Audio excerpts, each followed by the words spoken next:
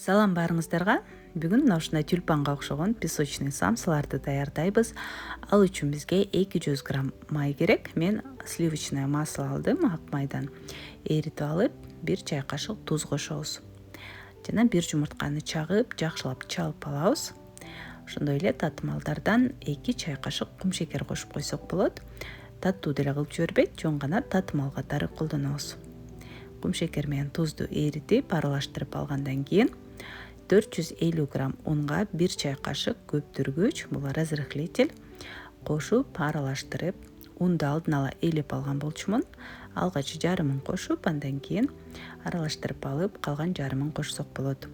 Колубуз менен жууруп алабыз. Өтө көпкө жууруштун деле кереги жок. Жөн гана баардык ундар аралашып, камырыбыз чогулса болду.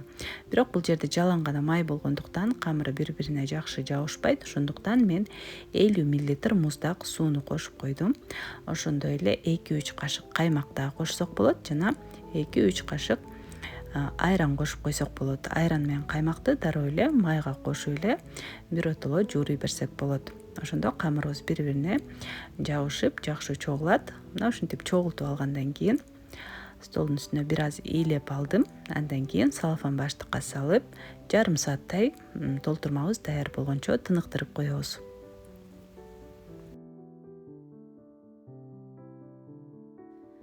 Ал эми толтурмасын болсо шартыбызга жараша ар кандай кылсак болот. Мен бүгүн 300 грамм уйдун этин алдым. 2 чоң пиязды майда кылып чарчы турайбыз жана 300 грамм ашкабакты дагы майда кылып чарчы турап алабыз. Бул жерде картошка колдонсок болот, жүз сай кошсок болот, ошондой эле тооктун этинен дагы жасасак болот. Баардыгы өзүбүздүн каалообузга жараша.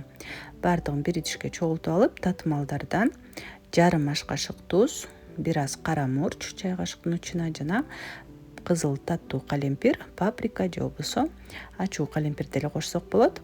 Ошондой эле 1 чай кашык кумшекерди кошуп, кумшекер бул дагы татымал катары колдонулат.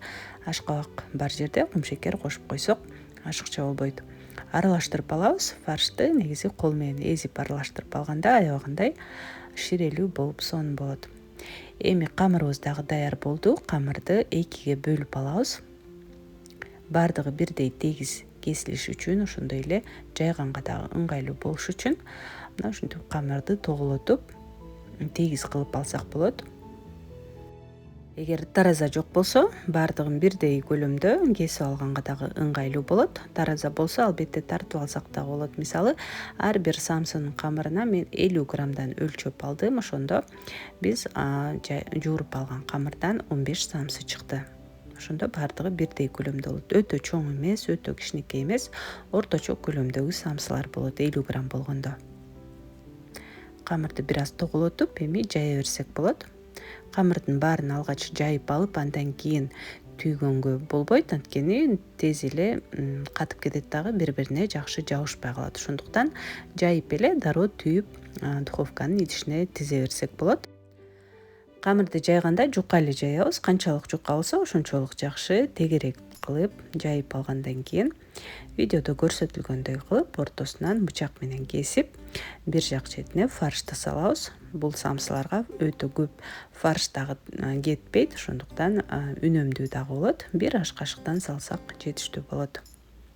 Андан кийин видеодо көрсөтүлгөндөй кылып, бир жак четинен экинчи четине айлантып, мына ушинтип тегеретип самсыбызды түйүп алабыз жана астын болсо жакшылап бири-бирине бекитип коебуз. Эң негизгиси ушул астын жакшылап бекитип алсак эле самсыбыздын ичиндеги ширеси агып кетпей жакшы болот.